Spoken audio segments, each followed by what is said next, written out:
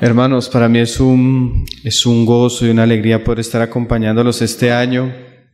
Estos días que hemos estado compartiendo con la iglesia en Cartagena, el Señor puso un encargo en mi corazón desde que supe que venía, entonces me he dispuesto a poder tratar de la mejor manera lo que el Señor me ha encargado. Hemos estado hablando con los hermanos de la importancia de la disciplina en la iglesia. Deseo continuar lo que el Señor nos ha puesto y esta sería nuestra cuarta enseñanza. Como es una serie, pues los hermanos entenderán que no podemos decir muchas de las cosas que hemos estado diciendo, pero por lo menos quiero recordar a los hermanos que han estado y a los que no estuvieron, por lo menos estar apercibidos de lo que se ha dicho para que entendamos en qué parte vamos. Amén. La primera enseñanza que estuvimos hablando del asunto, vimos cómo la disciplina en la iglesia es uno de los asuntos que trágicamente se ha perdido en el cristianismo en general. Una de las señales de una iglesia bíblica es que los miembros se someten los unos a los otros a tal punto que tienen la capacidad de disciplinarse como iglesia por amor. Pero esto se ha perdido por ignorancia en muchos casos o por negligencia. Pero en la primera enseñanza hablábamos de 4 razones principales por las cuales debe haber disciplina en la iglesia. La primera era que si mi hermano está pecando, por amor a mi hermano que está pecando, hay que hablarle porque si no se va a perder. Lo segundo es que si no tratamos el pecado en un hermano, generalmente el pecado va a leudar la masa. Entonces, cuando no se trata el pecado de una persona, generalmente la iglesia va a ser contaminada por el pecado de esa persona. Tercero, por amor al testimonio que Dios nos ha puesto a dar al mundo. Porque cuando una iglesia permite el pecado, tolera el pecado, la gente que está afuera va a decir, pero bueno, esto que dicen que son cristianos y mire cómo están viviendo. Entonces, el pecado en la iglesia inutiliza a la iglesia, porque hace que ella pierda su función de ser luz y sal del mundo. Y la cuarta razón que dábamos es que el Señor está en medio de nosotros. Y el Señor honra a los que le honran. Y por causa de la santidad y del dueño de la casa, la iglesia debe actuar como corresponde al Señor que profesa. Esa fue nuestra primera reunión. Nuestra segunda reunión hablamos de qué asuntos se deben tratar con disciplina. Veíamos 3 principales, de ahí se desarrollan el resto. El primero era los asuntos doctrinales. La iglesia no puede tolerar al hereje ni a la herejía. Y la iglesia, por amor a la verdad de Dios, debe reprender y señalar a aquellos que tienen una doctrina que atenta contra los asuntos fundamentales de la fe. El segundo asunto que decíamos son los pecados morales de los cristianos. Y veíamos la lista de 1 Corintios 5, fornicación, borrachera, avaricia. Esos pecados visibles, consumados, que la iglesia se da cuenta que están sucediendo, la iglesia no puede pasar eso por desapercibido. Pecados morales. Y el tercer asunto que decíamos que la iglesia debe tratar seriamente es las personas que tienen un espíritu y una tendencia divisiva. El divisivo debe ser amonestado una y otra vez. Y si a la segunda vez, como dice Pablo en Romanos, no entiende, hay que desecharle. ¿Por qué? Porque una iglesia puede ser fracturada, dividida y perjudicada seriamente por el chismoso, por el problemático, el que causa discordia entre los hermanos. Esa fue nuestra segunda enseñanza. ¿Por qué deben ser? ¿Qué debe ser llevado a un asunto de disciplina? Nuestra tercera enseñanza, que fue el día jueves, estuvimos hablando de la base que tiene la disciplina, que es la comunión en luz. No tenemos una comunión en tinieblas, sino si tenemos comunión con Dios, y Dios es luz, tenemos comunión unos a los otros, pero en luz. Cuando una iglesia no practica la disciplina eclesiástica, no es la iglesia de Cristo, sino es una sinagoga de Satanás. Porque es Satanás el que propicia el pecado, Dios no. Dios es luz, Dios es santo. Y los miembros de la iglesia deben saber que su comunión debe ser en luz. Y como es comunión, tienen el suficiente compañerismo para exhortarse los unos a los otros. Y ese día especificábamos a quiénes podemos ejercer disciplina. Y hablábamos que la disciplina es ¿para quién? Para los hijos. ¿Sí?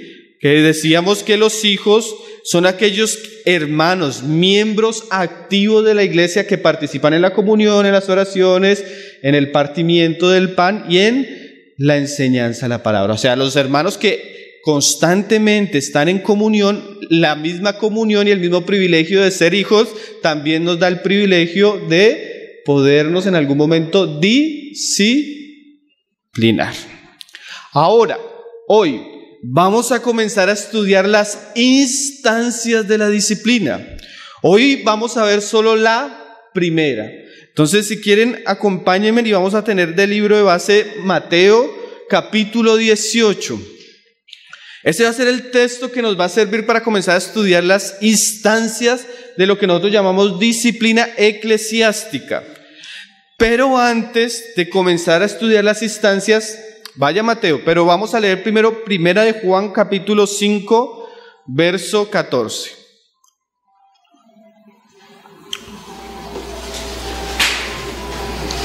Primera de Juan 5, verso 14. Dice Juan: y esta es la confianza que tenemos en Él, que si pedimos alguna cosa conforme a su voluntad, Él nos oye. Y si sabemos que Él nos oye en cualquiera cosa que pidamos, sabemos que tenemos las peticiones que le hayamos hecho. Si alguno viere a su hermano cometer pecado que no sea de muerte, pedirá, y Dios le dará vida. Y esto es para los que cometen pecado que no sea de muerte. Hay pecado de muerte por el cual yo no digo que se pide. Entonces, esto no es una instancia, pero sí nos sirve para entender, aun cuando tratemos las instancias, lo importante que es la oración en el asunto. Aquí Juan nos dice que si alguno ve a su hermano cometer pecado, ¿sí? Pues vamos a hablar de disciplina. ¿Y qué es la disciplina? El medio que Dios le otorgó a la iglesia para salvar al hermano que está en pecado. Pero lo primero que dice Juan es, si tú ves a tu hermano cometer pecado, ¿qué debemos hacer? Pedir a Dios. O sea, es muy importante la oración en este asunto. Cuando yo veo a un hermano en pecado, pues eso trae a veces escándalo, eso trae un conflicto aún personal. No nos gustan ni nuestros pecados, mucho menos a veces involucrarnos en los pecados de los demás. Es un asunto que no es agradable, que no es fácil, que no trae alegría. Pero si yo veo a mi hermano que está pecando, por amor a mi hermano, lo primero que la palabra me dice que debo hacer es orar. No es una instancia, pero ¿qué es la oración? Que yo me vuelvo a Dios para encomendarle un asunto. Y todo lo que vamos a hacer o vamos a hablar que la palabra enseña, que Jesús enseñó sobre la disciplina, debe estar empapado de esto: oración. Tanto que son muchos, hermanos, los pasajes del Antiguo Testamento donde los hombres de Dios veían al pueblo pecar y una de las primeras cosas que hacían, movidos por la gracia de Dios, era interceder por ellos. Se puede recordar la ocasión donde Moisés está en el monte, pero mientras tanto ellos han edificado un becerro de oro y Dios le dice a Moisés que descienda para que juzgue al pueblo, y antes Moisés de descender, lo primero que hace es comienza a interceder. Y es tan importante la intercesión de Moisés que mientras baja de la montaña, Dios cambia su actitud con el pueblo. Mientras los iba a condenar en una primera instancia, después de la intercesión de Moisés, dice el pasaje que Dios se arrepiente del mal que les había anunciado. Entonces la oración es muy importante en este asunto, hermano. Dios puede salvar a un hermano que está en pecado por la oración del justo. Es algo precioso, ¿no? Es un medio que Dios nos ha dado. Una vez estamos con los hermanos, dos familias, Se tenían una preciosa comunión. En algún momento pasó algo muy pequeño, muy insignificante. Pero como cuando hay cosas pequeñas, insignificantes, pero que no se tratan debidamente, pueden crecer. Pasó algo, un negocio tenían entre ellos y pasó algo. La siguiente reunión de lo que pasó no fue grave. Una familia llegó y no saludó a la otra. Ya la otra se indignó. Y por esas cosas del Señor, como vamos a leer ahorita, a veces uno se da cuenta que eso pasa. Le digo a mi esposa, mi amor, tenemos que orar que hay algo raro. Los hermanos siempre llegaban juntos, siempre se iban juntos, estaban muy en comunión. Ya no se ven juntos. Yo veo que no se despiden. Ya no se saludan. Igual están en comunión, no están pero yo veo que pasó algo ahí. Después una de las hermanas se le acerca a mi esposa y le dice, mira, es que pasó esto. Y era algo pequeño. Y dice mi esposa, hay que orar. Entonces comenzó a pasar el tiempo, pero entre más tiempo, más distanciamiento.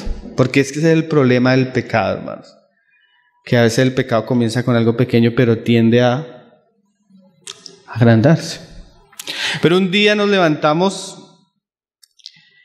y como un domingo normal, nos levantamos a preparar el mensaje, a orar por la iglesia, y el Señor nos dirige solo a orar por los hombres responsables de ese hogar. Y una carga, y oramos. El tiempo de oración fue solo ese asunto. Pero llegó a la reunión, está la reunión, hay el partimiento del pan, hay exhortación en medio del partimiento del pan, y cuando yo voy saliendo del lugar de reunión, veo al hermano y al hermano juntos abrazándose. La oración puede mucho. La oración puede mucho, hermanos. Yo estuve allá con el Señor, cuando salí el Señor me permitió verlos. Y de ahí en adelante volvieron a llegar juntos, volvieron a salir juntos.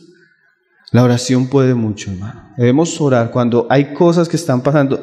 Antes de hablar, antes de murmurar, aún antes de tratarlo, debemos orar. Si Dios nos permite ver cosas, es por algo. Para que oremos, primeramente que todo. Amén. La oración del justo puede mucho. Puede ser un canal que Dios use para restaurar la comunión de su iglesia o un hermano que se está perdiendo. Ahora sí vamos a ir a Mateo 18 a ver las instancias, especialmente la primera que vamos a estudiar hoy. Mateo 18. Vamos a leer desde el verso 14. En estos días hablábamos, cuando vimos las razones por las cuales debe haber disciplina, que el contexto donde el mismo Señor Jesús instituye la disciplina, como decían nuestros hermanos en este día, aquel que es lleno de gracia y de verdad. No vamos a leer a Moisés, hermano, vamos a leer ¿a quién? A Jesús, aquel que es el resplandor de la gloria de Dios, o como hablaba ayer nuestro hermano, aquel que es nuestro Kyrios, nuestro Señor. Amén. Entonces el contexto es que Él está enseñándole a sus discípulos, como lo dice en el verso 14, que no es la voluntad del Padre que está en los cielos que se pierda uno de estos pequeños. Y a veces nosotros perdemos el contexto. El contexto es la parábola de la oveja perdida. Pero como el Señor, hablando de cómo Él quiere salvar a los hermanos que se han perdido, a sus ovejas, nos va a hablar de disciplina. Y eso es muy importante, porque cuando nosotros usamos la palabra disciplina, muchos nos escandalizamos y pensamos inmediatamente en juicio, ¿cierto? Pero bíblicamente la disciplina, aunque en algún momento llegue a tener ciertos ingredientes, su énfasis es restauración. Su énfasis es ganar al hermano. No vamos a disciplinar a una persona para destruirla, sino, como dice la palabra, para salvarla que se ha perdido. Entonces, ¿cómo se salva al hermano que estamos viendo que está pecando y se está yendo? Pues decíamos, podemos orar, pero a veces no es suficiente orar. Es más, en las instancias no está la oración. Se entiende por lo que dice Juan que hay que empaparlo todo de oración, pero no es una instancia la oración. La primera instancia, como lo vamos a leer, es la exhortación en privado, la reprensión en privado. Pero el énfasis es que salvar al hermano. Entonces leámoslo ahí en el verso 15.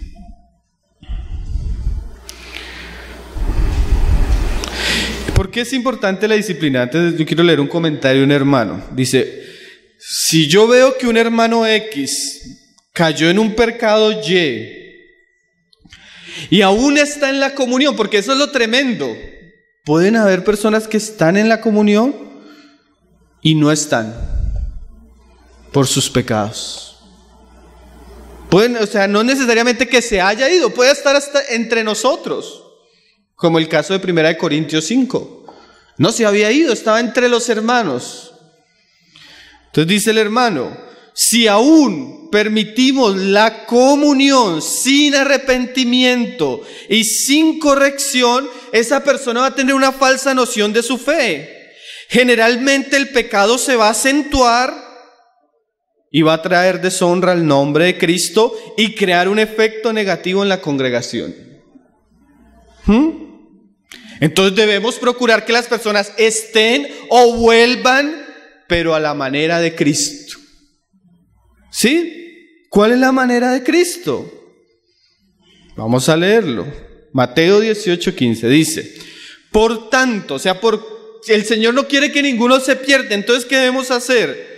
Si tu hermano peca contra ti, ve y repréndele estando tú y él solos.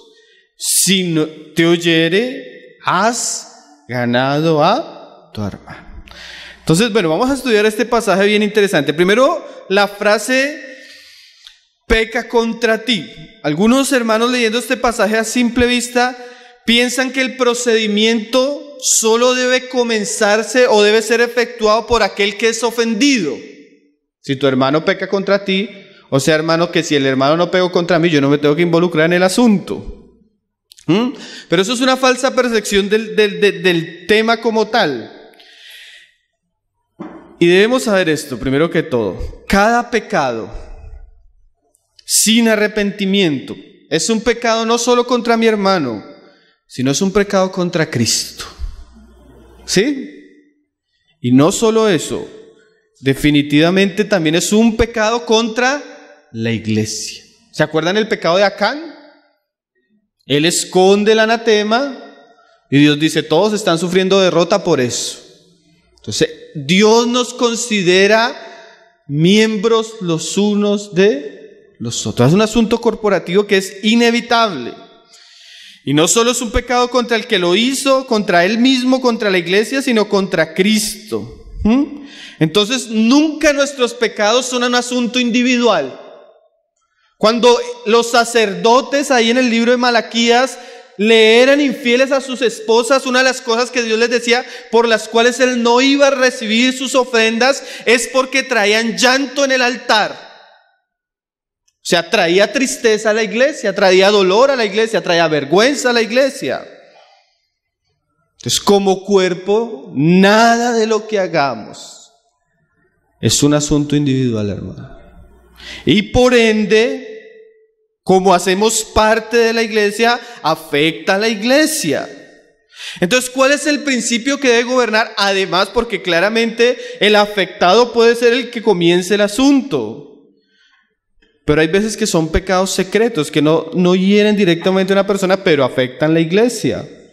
Entonces, ¿qué se debería hacer en esos casos? ¿Cuál sería el principio? Primera de Juan 5:16 dice, lo leímos ahorita, no lo vaya a leer porque ya lo leímos. Si alguno viere a su hermano. Mira el principio. Puede ser el afectado directamente, pero a veces Dios, sin que lo estemos buscando, me permite que yo vea el pecado de mi hermano. Y ya sin yo quererlo, soy involucrado. Tal vez no es contra mí, pero Dios permite que sea yo el que vea o yo el que me entere. ¿Sí me está entendiendo, hermano? Hermano, y estos días nos hacían esa pregunta. ¿Es un asunto de los ancianos? No en primera instancia. Porque cuando yo voy y le cuento a los ancianos, ya estoy violando el principio de confidencialidad de primera instancia. ¿Sí me está entendiendo? Que ya estoy pasándome al segundo paso. El primer paso es a solas y en privado. ¿Y quién debe ser? O el afectado o el que vio a su hermano. Hay otro pasaje que también nos muestra cómo a veces la providencia de Dios nos involucra. Gálatas 6, verso 1. A veces puede ser que vemos, a veces puede ser que la persona llegue a contarnos. ¿Sí? Hay casos donde tú estás, llegan a tu casa, el hermano constreñido porque sabe en su conciencia que está actuando mal y te cuenta que está pecando. Y aunque no querramos, ya Dios, al destapar el asunto delante de nuestros ojos, nos hace responsables como hermanos. ¿Sí lo está entendiendo, hermano? Mira lo que dice Gálatas 6:1. Hermanos, si alguno fuere sorprendido en alguna falta. Usted va sin darse cuenta, sin buscarlo, Dios le permite sorprender a su hermano en su falta. Ahí ya, por causa de esa divina providencia, la persona o el hermano queda involucrado. Tremendo, ¿no? Porque uno a veces no quiere involucrarse. Y uno quiere, generalmente eso es como cuando ponen la pluma y va cayendo y todos comienzan a soplar a ver a quién le cae. Pero ¿y si Dios te involucra en su soberana providencia? ¿Qué debemos hacer? Entonces no es solo un asunto del ofendido. El hermano que debe tratar el pecado de su hermano es aquel que Dios por su providencia lo involucra. Señor nos ayude, ¿no? Volvamos allá a Mateo 18, 15. Si tu hermano peca contra ti, ve. O sea que, como les decía, en la primera instancia, aunque no es la primera instancia, detrás de todo esto debe estar ¿qué? La oración. Pero la primera instancia como tal que el Señor nos dice acá es que ve y repréndele, estando tú y él solos. O sea que la primera esfera de la disciplina siempre va a ser un asunto privado. Siempre, hermano. Aún debemos ser tan delicados en el asunto de la privacidad que no deberíamos orar en público por el asunto. ¿Sí? No deberíamos ni siquiera orar en público por el asunto, porque ya lo estaríamos ¿qué? Exponiendo. Es un asunto privado y si tengo que orar, debo orar primeramente a solas. Y debemos en esta primera instancia preocuparnos por mantener el principio de confidencialidad. Tú y él a solas. La palabra que usa ahí el griego es reprender, elenco, que significa específicamente exponer, mostrar la culpa, con la implicación de que hay prueba convincente de esa falta. Y como en estos días hablábamos de eso, no es que usted siente o que el Señor le dio un sueño, no, es cuando Dios le permite ver un pecado consumado, un pecado que tiene ¿qué? Pruebas. En estos días hablábamos de esto, no es que, y hermano, es que a mí me parece que no es de parecer, no es de sentir, no es de sueños, sino es de hechos. Ves te entera, sorprendes. Porque muchas veces es una cuestión a veces hasta de murmuración, de falsedad, pero es un asunto que tú puedas, porque la palabra reprender quiere decir de alguna manera poner las pruebas en la mesa. O sea, tú vas a solas con tu hermano y tú le dices, pasó esto, y la Biblia dice que esto es pecado. O sea, les pones a la luz su condición. De alguna manera la palabra implica acusar generalmente con la intención de reargüir y de despertar la conciencia de aquel que ha pecado. O sea, tú ves a tu hermano, oras por tu hermano, claro, pero inmediatamente vas, lo apartas y les pones claramente lo que has visto en relación a su conducta o a una herejía que está enseñando o a su problema de división. Eso es pecado, hermano. La palabra dice esto, hay ejemplos de esto, hay esto y esto, y esto trae estas consecuencias.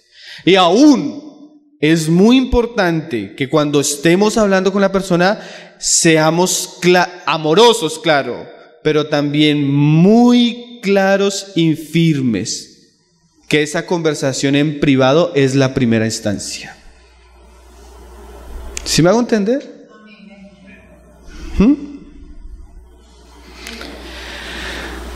Es aconsejarlo, es exhortarlo para que se arrepienta. Debe animársele al hermano que está en pecado, a abandonar su pecado, a confesar su pecado y a hacer frutos dignos de arrepentimiento en relación a ese pecado. ¿Cuántas veces, hermano, aunque nosotros no supiéramos esto de disciplina eclesiástica, cuántas veces un hermano en su amor nos libró de nuestra necedad? Porque en su amor se acercó, en su amor nos habló y nos enseñó. ¿Usted no le ha pasado? Sin darnos cuenta, muchos hermanos han hecho disciplina eclesiástica. No es solo, la Biblia no solo nos enfatiza qué debemos hacer, sino en qué espíritu debemos hacerlo. Vamos a leer unos pasajes. Vamos a leer 2 de Tesalonicenses 3, verso 14. Porque también hay extremos, a veces no se hace por negligencia, pero también a veces se hace con un espíritu de dureza, un espíritu contrario a Cristo, al amor, a la misericordia. Pero mira lo que dice Pablo, 2 de Tesalonicenses 3:14, dice: si alguno no obedece a lo que decimos por medio de esta carta, a ese señaladlo.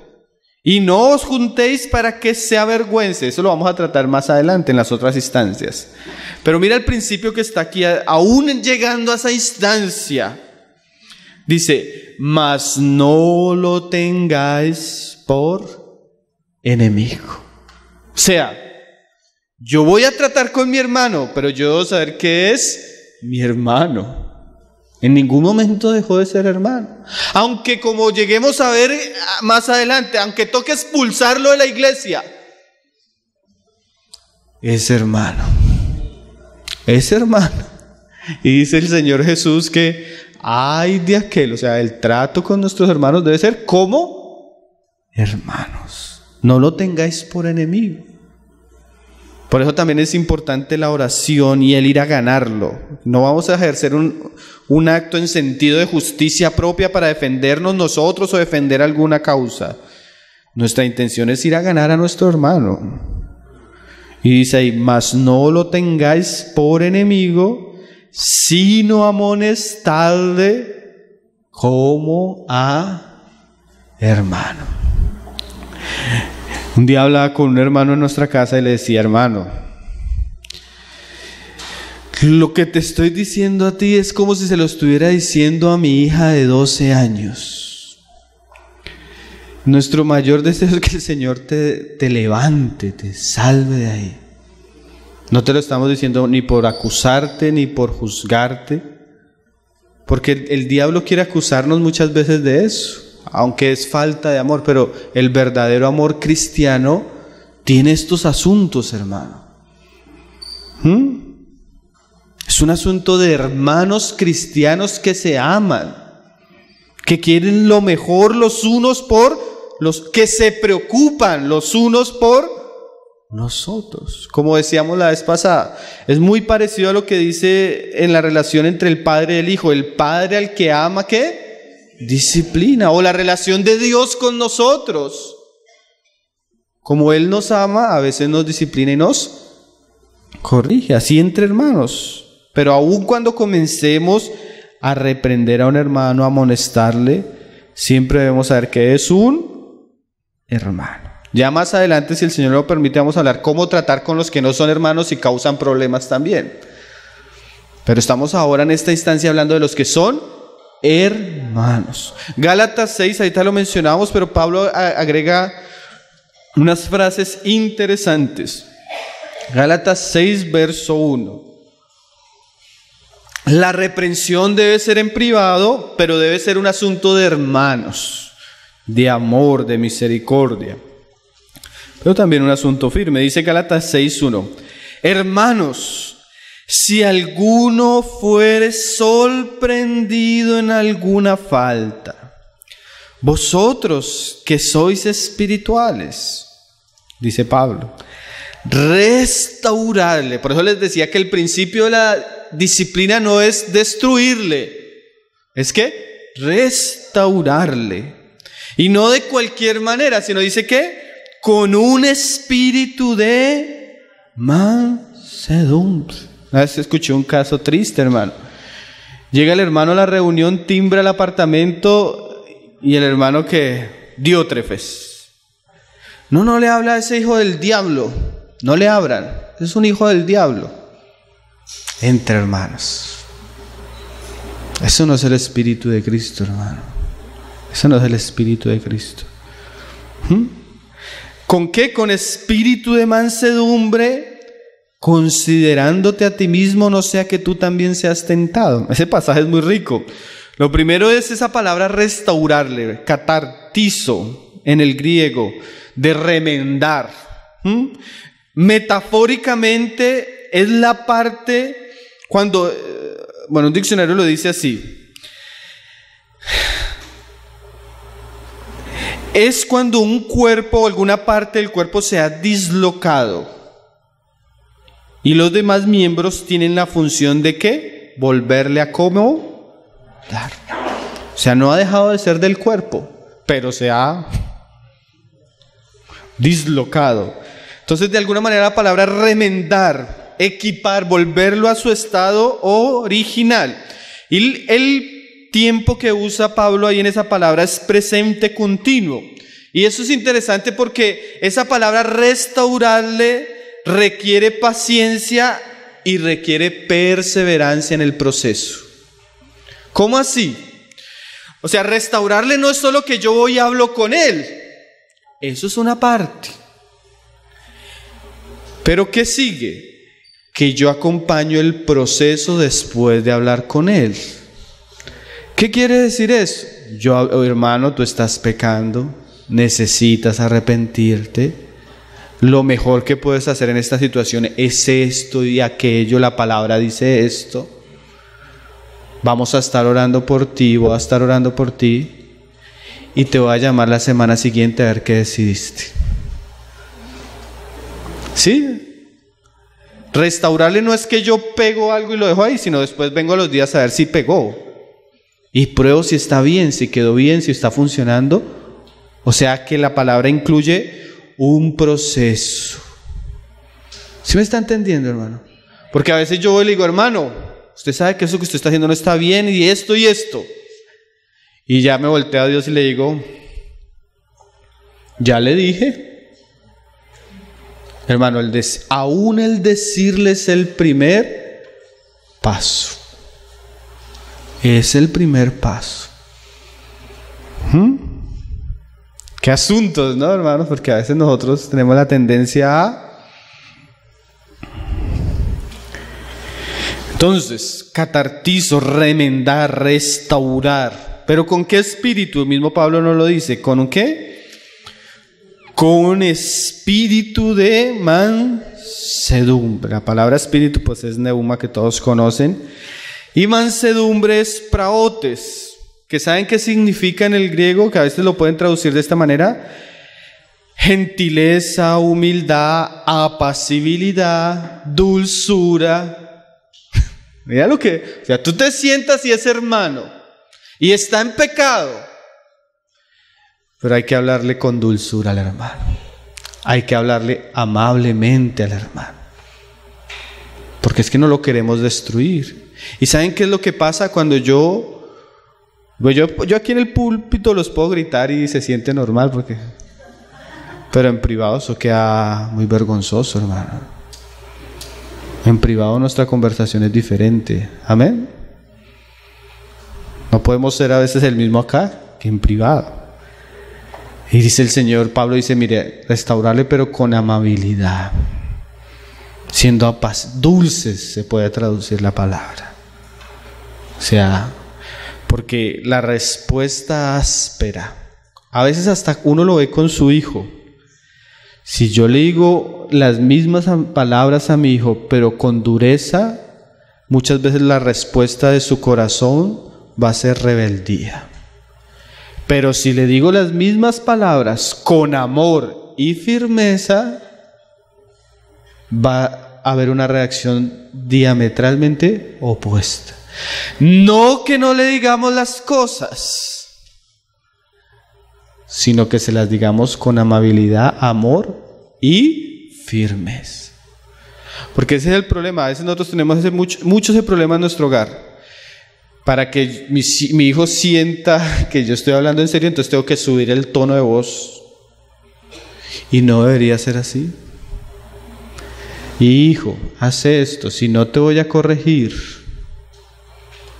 Eso debería ser las palabras claras, amorosas, pero firmes de un padre. Y si ya no lo hace, ¿qué es lo que hay que hacer?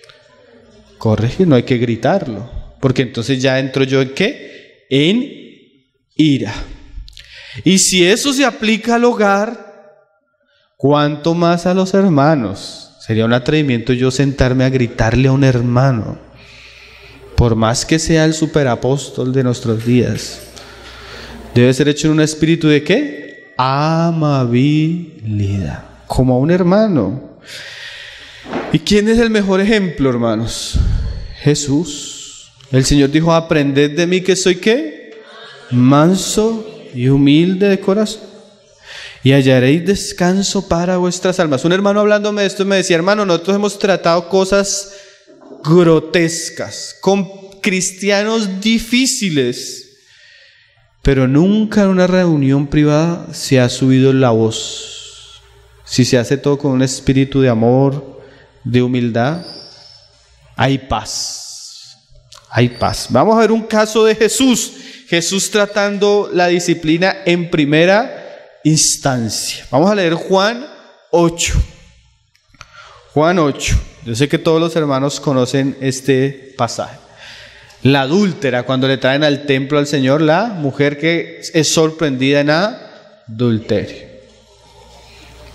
Si bien este no es un ejemplo claro de disciplina eclesiástica, sí vamos a encontrar ciertos principios que nos muestran cómo el Señor trata el pecado, cómo el Señor, su actitud y su manera cuando Él trata un asunto así tan delicado.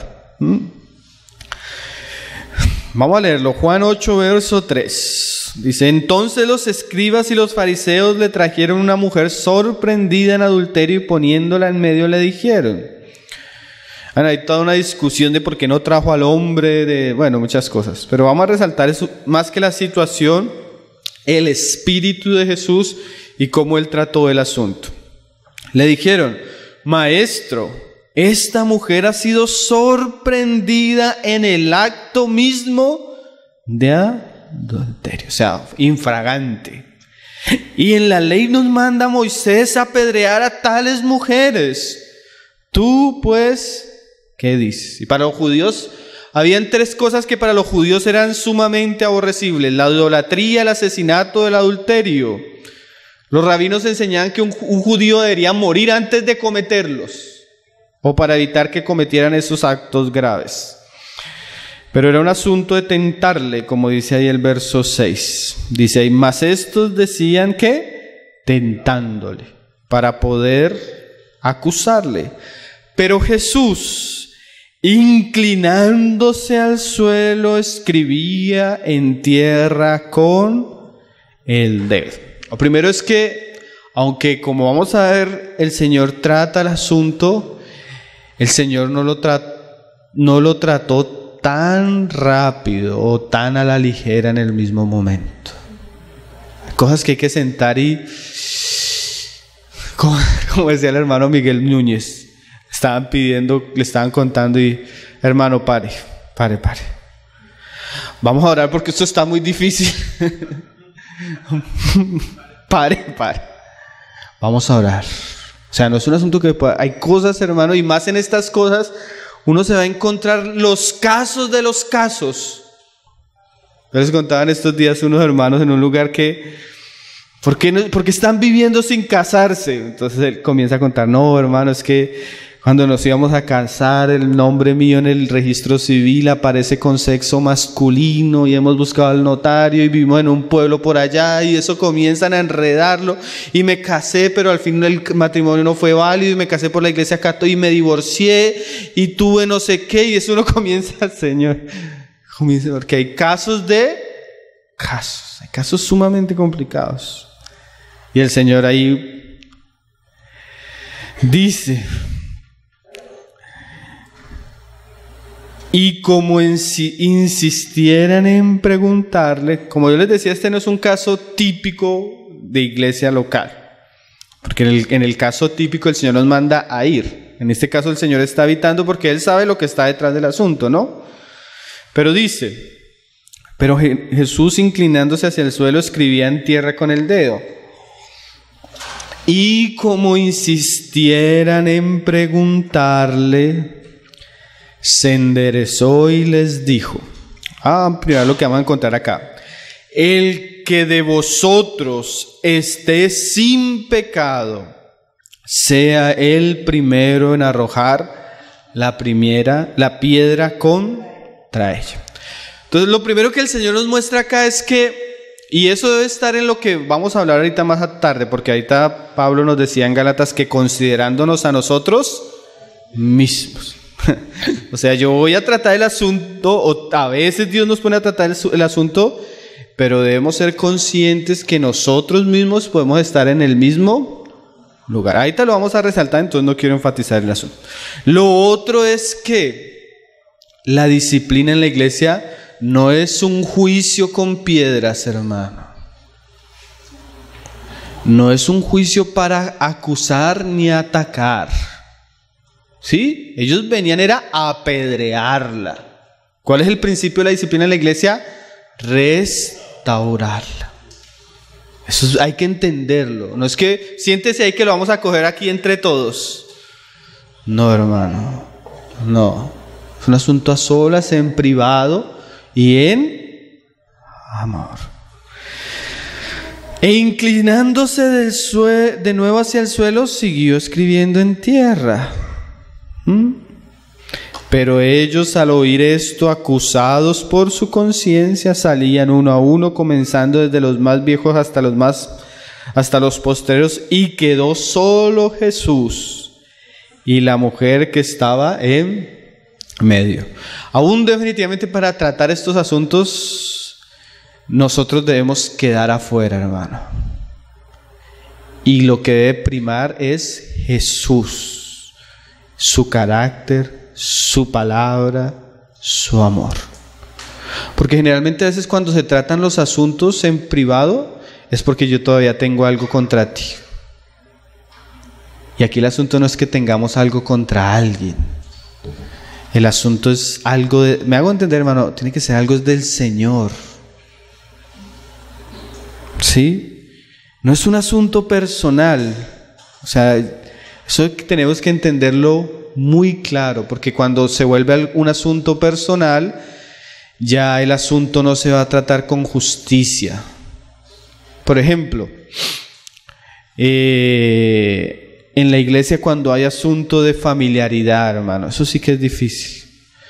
Entonces, por ejemplo, hay que corregir a fulano y la mamá no le va a gustar que corrija a fulano, porque es su hijo fulano, ¿cierto? Y la mamá se va a sentir indignada, porque va a haber una mezcla personal. Pero no se trata de que seamos familia o no seamos familia. Se trata de que qué enseña Jesús en ciertos casos y podamos recibirlo como miembros del cuerpo de Cristo. ¿Sí me están entendiendo, hermano?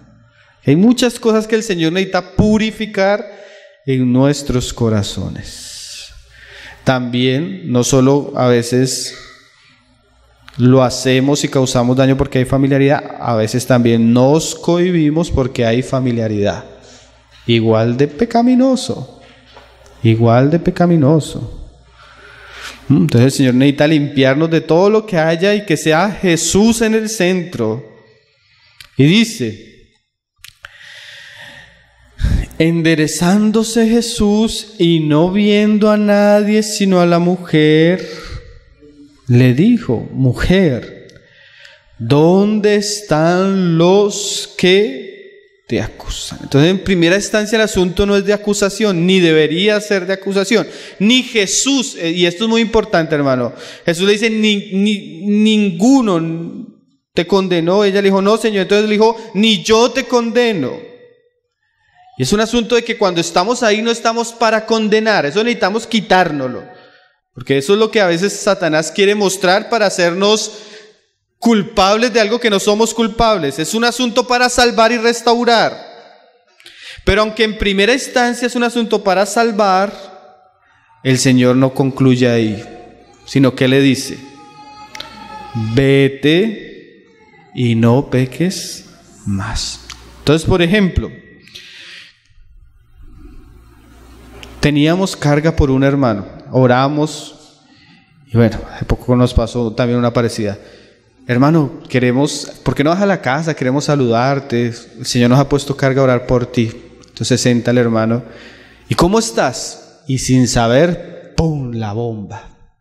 No, hermano, estoy haciendo esto. Y estaba orándole al Señor para que alguien me hablara. Y tuve la oportunidad y se destapó. Hice esto. Ay, hermano.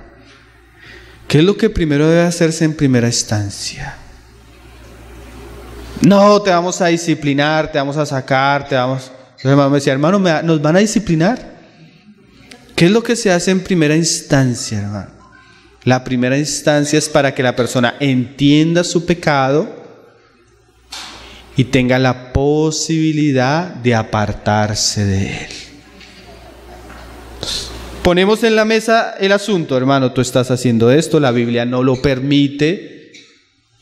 No estamos para condenarte, no estamos para acusarte, pero también estamos para decirte que no puedes seguir haciéndolo.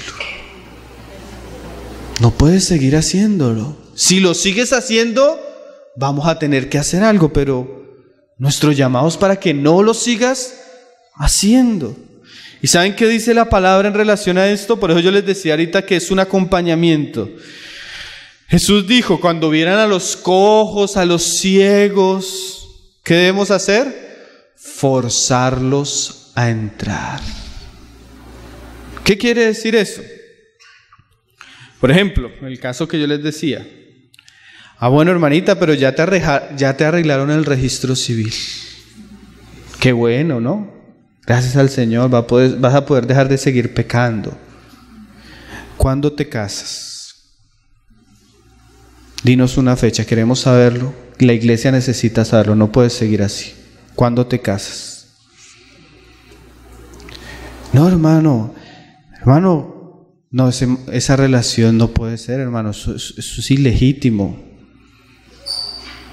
Entendemos que por tentación hayan llegado ahí. Tienen que separarse. No pueden seguir así. ¿Sí me hago entender, hermano? O sea, está el equilibrio de la verdad. No juzgamos, pero también decimos, no puedes seguir así. No peques más. ¿Sí me están entendiendo, hermanos? No puedes seguir así. Nosotros podemos dejar esta frase como la conclusión de la primera instancia de la disciplina. No te juzgamos, ni Jesús te juzga. En primera instancia no te juzgamos. No te condenamos, pero no puedes seguir en lo que estás haciendo.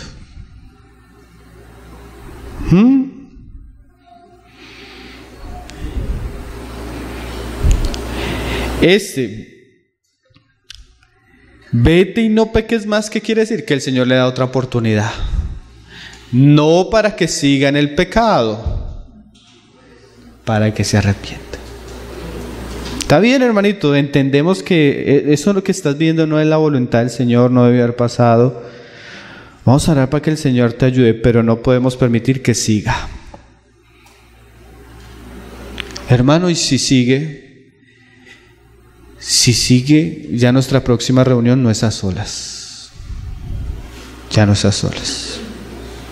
Es más, voy a escribir acá. En nuestra primera reunión, nuestra petición fue que te apartaras de este pecado. Para que quede en base que en nuestra segunda reunión ya haya un precedente. ¿Sí me están entendiendo, hermanos? Pero a veces no. ¿Por qué es bueno dejar el precedente? Porque es que hay unos sinvergüenzas. No, pero yo estuve hablando con el hermano Pablo David, como si hasta uno lo hubiera probado. ¿Pero qué se habló? ¿Qué se habló? Porque hay gente que sale diciendo que habló con uno como si se hubiera probado. Es que nosotros hablamos con los hermanos de la iglesia. ¿Y qué les dijeron? Si eran sabios, ¿qué les deberían haber dicho? Vayan, pero no pequen más. Y como ya se identificó el pecado, claramente se debe esperar un arrepentimiento en relación a ese pecado. Hay amor, hay gracia, pero también hay ¿qué? Verdad. Hermano, es que... Bueno, vamos a leerlo, sigamos leyendo el pasaje. Volvamos ahí al 15. Mateo 18, 15. Entonces vemos un poco el espíritu de Cristo, pero también con su gracia vemos la verdad que debe acompañar el asunto. Dice: por tanto, si tu hermano peca contra ti, ve, repréndele, estando tú y él solo. Si te oyere, es como un condicional, o sea, hay posibilidad de que nos oigan, pero también hay posibilidad de que no nos oigan. Ahí es donde el asunto comienza a volverse peliagudo, ¿no? Difícil. Si te oyere, has ganado a tu hermano. Qué bueno es poder hablarle a un hermano y que el hermano entienda la seriedad del asunto y nos oiga.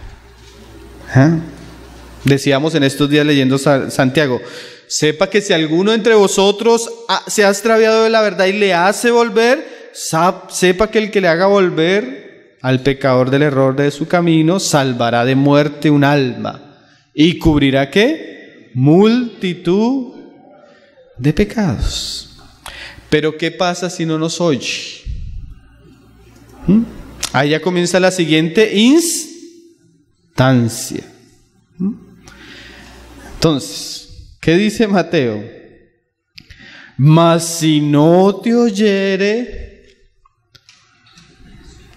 toma aún contigo a uno o dos, para que en boca de 2 o 3 testigos conste toda palabra.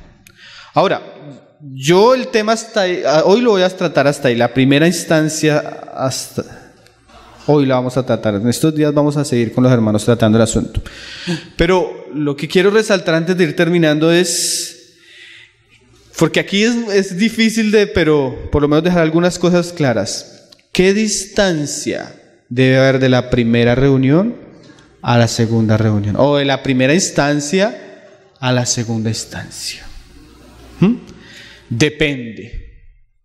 No todas las enfermedades se tratan de la misma manera. Hay enfermedades que usted le puede dar un tiempo más, a asuntos que son muy serios y no se les puede dar mucha larga. No se les puede dar mucha larga porque a veces la negligencia en el tiempo puede agravar el pecado. Imagínate, tú estás tratando una pareja, supiste que están en fornicación sin casarse, tú los reprendes, pero dejamos que sigan siendo novios y le das tiempo al asunto, y tal vez cuando lo vas a hacer reprender en la segunda, está embarazada. Si se hubiera tratado seriamente y rápidamente, no hubieran habido las mismas consecuencias, hermano. O sea, no siempre se hay que dejar mucho tiempo. Un hermano da una buena medida para la distancia entre la primera instancia y la segunda instancia: la respuesta del corazón. ¿Qué quiere decir eso? Si nosotros le hablamos y en vez de haber una actitud de humildad, de humillación, hay soberbia y endurecimiento, ¿qué hay que hacer? Apretar la cuerda. ¿Sí me están entendiendo? Hermanita o hermanito, eso no está bien. Por ejemplo, nosotros teníamos unos hermanos que eran muy tiernos como novios en la iglesia. Entonces los llamamos a solas. Eso de caricias y de besos, eso no nos parece saludable. Y nunca más los volvimos a ver en esas hasta que se casaron. Escucharon. Pero si a la siguiente reunión llegan más tiernos, más amorosos, ¿qué debemos hacer? ¿Esperar algo más? No, hermano. Y hay que en eso ser sabios. Hay cosas que no se pueden, ¿qué? Dejar agrandar. Ya después es más difícil, hermano. Cuando nosotros dejamos crecer y crecer, ya cuando lo vamos a contener, lo siguiente que vemos es que las personas se van por su pecado. Se van. Cuando lo estudiemos con los hermanos vamos a ver que casi yo no conozco el primer caso que llegue a la iglesia, porque en el proceso se van las personas, no vuelven. Entonces, si le damos más tiempo, estamos tal vez permitiendo que la enfermedad se propague. Entonces, depende cómo se responda. Entonces, hermano, eso de las divisiones es pecado. Y él sale de la reunión en privado y escribe un tremendo mensaje y se lo manda a toda la iglesia. En vez de arrepentirse, creció. Entonces hay que a veces actuar de acuerdo a la situación, a las señales de endurecimiento o de arrepentimiento. Cada caso, hay casos que se van a archivar en primera, pero aún en los casos buenos, ¿qué decía Gálatas? Volvamos ahí a Gálatas 6:1. Bueno, no volvamos, pero les recuerdo: restaurarle. Aún en los casos buenos debe haber acompañamiento. Eso es bueno que nosotros lo sepamos. Por ejemplo, llegó el hermano que tiene problemas con la pornografía. Hermano, mira, para vencer esto, la Biblia enseña esto, enseña esto, enseña esto. Tú vas a hacer un compromiso delante de Dios con nosotros y nosotros contigo. ¿Cuál es el compromiso? No vas a volver a prender tu computador en tu cuarto a solas. No vas a entrar el celular a tu cuarto. Vas a quemar las revistas. Y el siguiente compromiso es que la próxima vez que lo hagas, vas a comprometerte delante del Señor a contarnos. Eso es acompañamiento, ¿no? Ahora, yo me voy a comprometer que tal vez una vez a la semana te voy a llamar y te voy a preguntar cómo estás, y tú vas a ser sincero. Hermano, ¿eso cómo ayuda a los hermanos a vencer el pecado? Hay pecados que no los vamos a vencer solos, hermanos. Hay pecados que no los vamos a vencer solos. ¿Necesita ver qué? Acompañamiento. Primero hablamos en secreto, pero ahí ponemos ciertas cositas para que el asunto realmente sea sanado y restaurado. ¿Por qué? Porque tal vez la primera vez el hermano se sintió redargüido en venir a contarnos, pero tal vez las otras no. Y sin que sepamos, siga. Entonces debe haber un ¿qué? Acompañamiento. Eso es lo que en últimas hablaba nuestro hermano en estos días de discipulado. Discipulado. Aprendiendo a llevar las cargas los unos por los otros. Una relación nociva. Una muchacha tiene una relación nociva con un muchacho. Se le aconsejó que como el yugo es igual no la tenga. Pero no solo hay que aconsejarla el día que se habla en secreto. Constantemente hay que mantener una relación fresca de compañerismo donde se le esté ayudando y fortaleciendo. Porque ¿qué es lo tremendo? Los hermanos a veces no acompañamos la situación, pero el lobo sí. El lobo sí la llama, el lobo sí la escribe, el lobo sí la visita, el lobo sí la está conquistando. Y nosotros a veces... es que no, yo no me quiero meter ahí. ¿Y si Dios lo metió ahí, hermano? ¿Sí me hago entender? Yo les decía en estos días, y que lástima que los hermanos no han estado en todas las enseñanzas, pero esto es un asunto de amor cristiano, de preocupación los unos por los otros. Entonces, el tiempo de la primera instancia a la segunda instancia depende de la respuesta. Y lo otro, aún en las buenas respuestas, siempre debe haber acompañamiento. Amén. Amén. Terminamos leyendo Mateo 7, verso 1. Yo les decía que esa frase de Gálatas nos sirve para leer este pasaje, para ir terminando. ¿Se acuerdan cuál era la frase de Gálatas? Considerándote a ti mismo, no sea que tú también seas tentado. Eso es un asunto muy serio. Dice alguien que el que tiene rabo de paja no se acerque a la candela. En Estados Unidos hubo un escándalo tremendo a finales de los años 80. Televangelistas. Eso fue muy conocido. Un evangelista se enteró que el otro estaba haciéndole infiel a la mujer. Le dijo, o te arrepientes o te voy a enfrente a todos. Y el hombre no se arrepintió, entonces al año el otro llegó y ¡pum! Mandó la bomba. Todo el mundo se enteró. Entonces el que fue expuesto, indignado, contrató un detective y mandó a vigilar todos los días al otro, al que lo expuso. Y el otro tenía algo peor. Lo pillaron por ahí en una cuadra donde hay mujeres y más escándalo. ¿Qué es esto, hermano? Nosotros no debemos tratar los asuntos como si nosotros no pudiéramos caer en ellos. Eso no quiere decir que no los tratemos, pero tratándolos debemos ser muy delicados. Dice Mateo 7, verso 1. En ese sentido está este pasaje. No juzguéis para que no seas juzgados. Pero ¿cuál es el asunto de lo que el Señor está dando a entender ahí? Porque con el juicio con que juzgáis, seréis juzgado. Y con la medida con que medís, será medido. O sea, si yo le pongo una medida muy alta a los demás, esa va a ser mi medida. Entonces, ¿cuál es la medida para los demás? Como decíamos ahorita, restaurarle. Porque yo me ponía a pensar, si yo en algún momento me desviare y comenzare a pecar, lo que yo más deseara en este momento, si me sucediera eso, es que alguno de ustedes me llamara aparte y me exhortara, hermanos.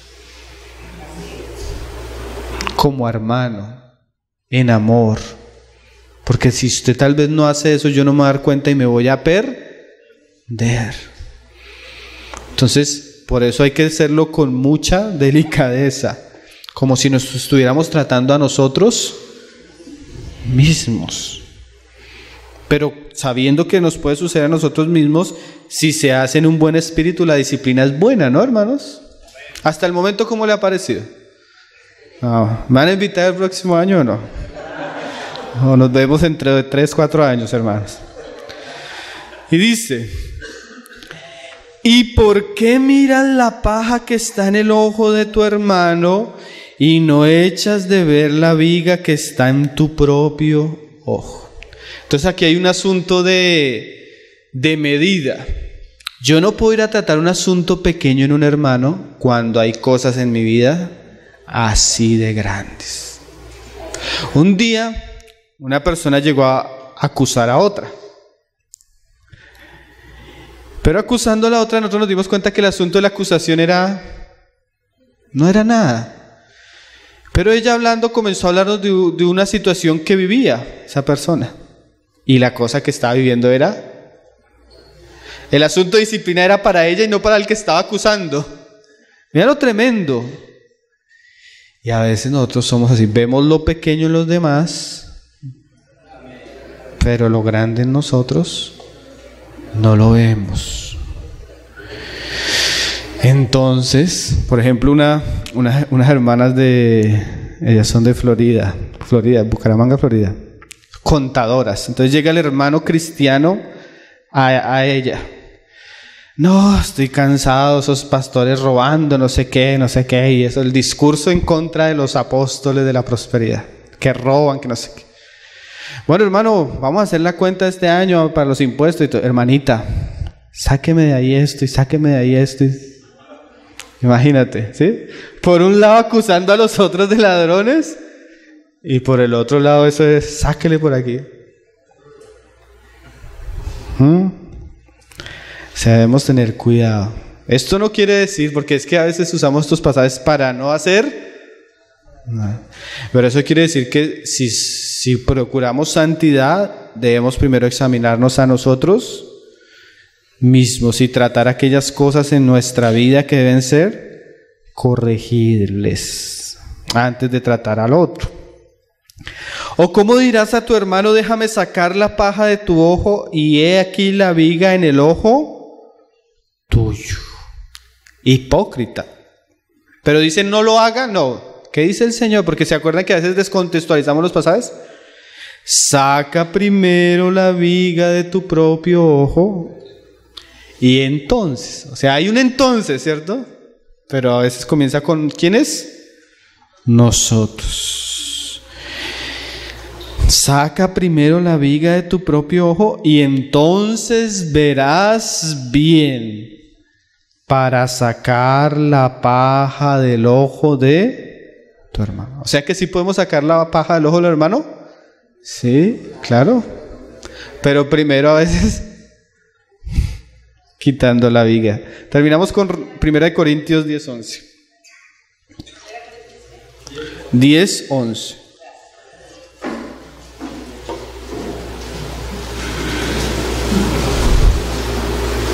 Dice: y estas cosas, hablando de Israel, les acontecieron como ejemplos y están escritas para amonestarnos a nosotros. Hay un asunto muy didáctico de Dios en cuanto a los acontecimientos que sucedieron. O sea, esas cosas sucedieron, como decía nuestro hermano, hay una interpretación histórica primera, pero eso también nos sirve a nosotros como ejemplo. Y también, hermano, cuando uno está tratando ciertas situaciones, lo primero que uno debe pensar es, hoy, Señor, esto es una enseñanza para mí. Yo me he sentado tratando asuntos que yo digo, esto es una enseñanza, es para mí. Ni siquiera para el hermano, esto es una enseñanza para mí, Señor, guárdame de esto, guárdame esto, guárdame esto. Un hermano hasta me decía, hermano, le estoy contando todo lo que yo hice para que usted no lo haga. Y ahí yo sentí que el que estaba siendo exhortado en el momento de la disciplina era yo. Para que cuando pase esto, tengas cuidado, ten cuidado con esto, con una mujer así, ten cuidado, aléjate. Yo sentía que el Señor me estaba hablando en la situación, hermanos. A nosotros, a quienes han alcanzado los fines de los siglos, así el que piense estar firme, mire que no cae. Y si cae, la responsabilidad de la iglesia es ayudarle a levantar. Entonces, hoy nuestra cuarta enseñanza, comenzamos a ver las instancias bíblicas de la disciplina, y la primera, que es reprensión en privado.